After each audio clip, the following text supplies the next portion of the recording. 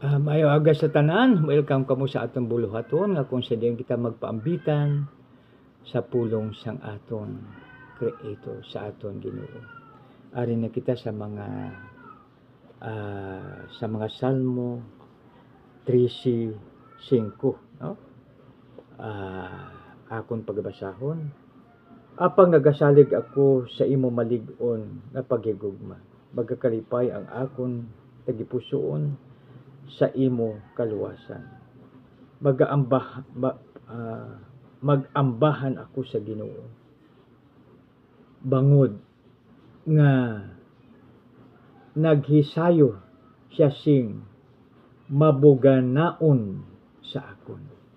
Dayawon ang Ginoo sa iyang mapulong, mga muhi kita. Lord, salamat gid sa imo kaayo sa tagsa-tagsa sa amon. Lord, salamat gid sa pangalan ni Jesus nga among Ginoo kag manluluwas. Ang tanan magasiling nga amen and amen. So salamat gid mga utod ko. Aton diri sa bali duha ka bersikulo, no, 5 kag 6 sa mga Salmo 13, no. So daw i-focus naton diri mga utod ko ang aton hakwan. So sa una, diri siya, no, akong basahon lot. Apang nagsalig ako sa imo malig-on nga paghigugma. So diri sa nabasa naton mga utod ko, no, maayo gi nga magsalig kita kay Lord, kay si Lord love na love kita, kay nga ti amak mo nga ginpadala niya si Lord Jesus Christ para matagaan kita sing kaluwasan. Ang Diyos Amay ginpadala niya si Lord, tapos si Lord Jesus man love na love kita kung nga ti nagsugot siya nga mapatay sa krus, no, nga ilansang siya sa krus, magipasan ka krus, no. So hamak na nga sakripisyo iya para sa aton kaluwasan. Tibot siya nga love na love kita ni Lord, no. So diri siya, no, apang nagasalig ako sa imo malig-on nga paghigugma, nagakalipay ang akon tagipusoon sa imo kaluwasan. Ti mga utod ko, ano man ang aton mga pagtilaw sa aton kinabuhi, ara ang Ginoo. Gani hindi kita ma-stress, no, kay kung ma-stress kita ti mabudlay man, no. So kaya dapat maano kita ano kita mga utod ko, no, kwan kita ano na siya, no, na magasalig kita sa pagigugma ni Lord sa aton. Daw isa bala ka kwan, may ara isa ka kwan, no, ka bata, no. So ang bata nga ina nakita sila sing kwan, no, na may ara bala nga nagakwan siya, no, nagalatay sa alambre, no. Siyempre dako ang alambre na kay tao nagaagi. Subong sang ulihin na nakalampuas na tong kwan, nakaabot na sa finishing line.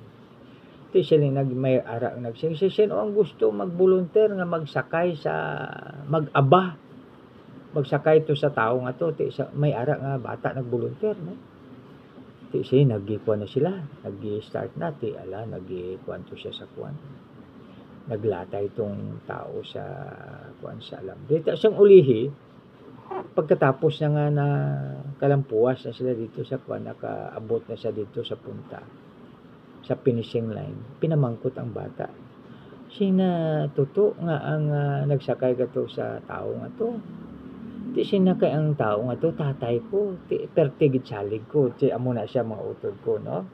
So diri amo man, ano, apang nagasalig ako sa imo malig-on nga paghigugma, nagakalipay ang akong tigpuson sa imo kaluwasan.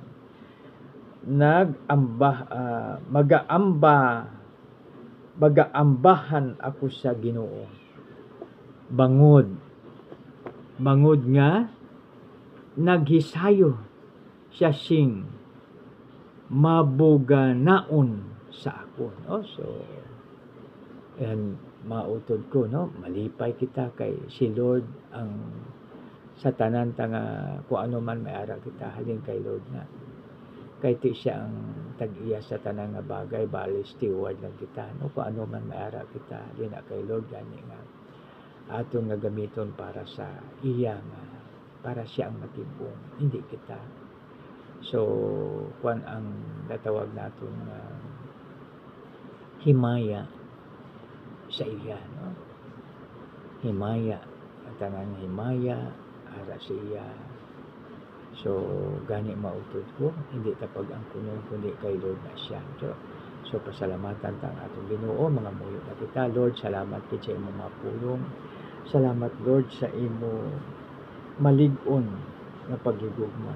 Kag salamat sa imo nga ginhatag sa amon nga kaluwasan, O Lord.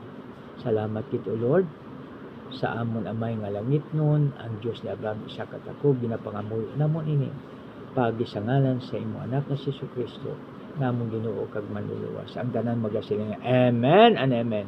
God bless us all.